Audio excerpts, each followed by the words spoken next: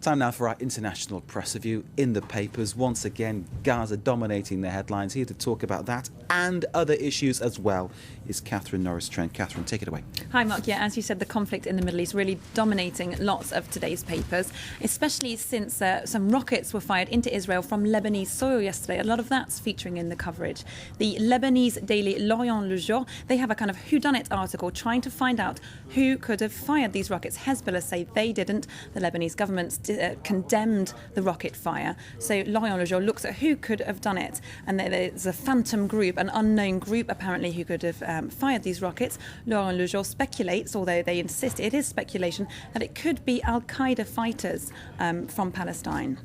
Interesting stuff there, I suppose. There was a talk of an armed Palestinian group, but I suppose there's an influence there which could be certainly on the ground as you're talking about. What's next? Another Lebanese paper, actually, the Lebanese Daily Star. They've also got analysis and speculation, but they're looking towards the future. What's the fallout from the conflict going to be? And they say it's going to be much bigger than just the conflict on the ground. They're looking at the Arab world, Arab countries, and they say that non-state actors are playing an increasingly important role. That's things like religious groups, paramilitary groups, and they're playing an increasingly important role, and that's bad news for the Muslim world because it will undermine what they call already hapless governments.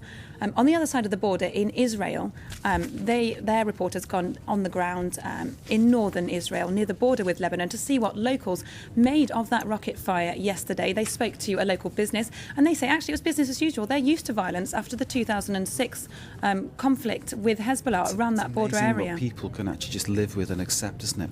Tell us about the fate of recycling, which doesn't seem to be escaping the economic crisis. No, yet another casualty of the economic slump. Now, I'm sure, as we all do here in France, we will try and separate out our recycling, but apparently it's got nowhere to go when you separate it out. Most of the developing world's recycling is currently sent to China.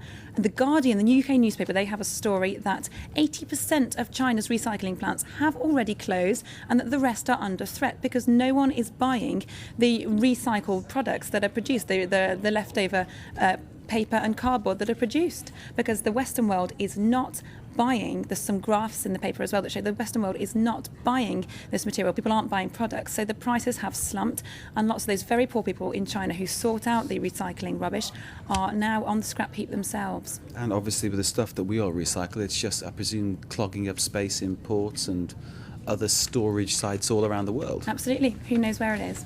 Okay, this story made me smile. The pornographic industry hit by the slump. Yeah, the recycling industry. Tell us more, Catherine. It's apparently people are worried about it going bust. Ta-da.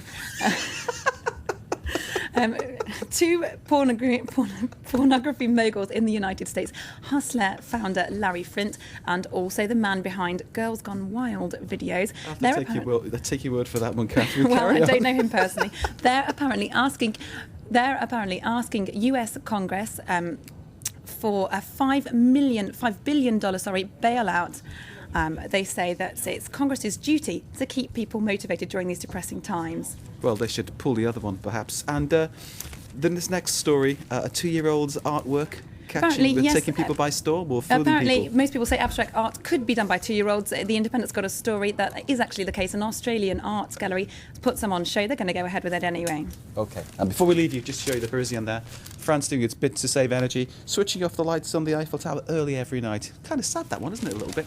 But it's good. Everyone's got to do their bit for the environment. Catherine will do our bit and we'll be quiet now. Thank you very much for that. That was our international press review. Stay with France 24.